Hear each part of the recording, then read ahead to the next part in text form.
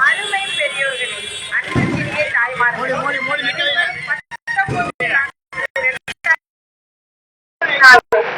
வெள்ளிக்கிழமையே நீங்கள் வாக்களிக்க இன்னும் உதயம் இந்தியா கூட்டணி நீங்கள் வாக்களிக்க வேண்டிய சின்னம் சூரியன்.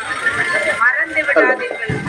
அன்பார்ந்த வாக்காளர் பெருமக்களே, நடைபெற இருக்கின்ற நாடாளுமன்ற தேர்தலில் உதயசூரியன் சின்னத்திற்காக வாக்கு கேட்டு உங்கள் வீட்டு பிள்ளை அண்ணன் முரசொலி அண்ணன் அவர்கள் உங்கள் இல்லம் தேடி வாக்கு கேட்டு வந்து கொண்டிருக்கின்றார்கள்.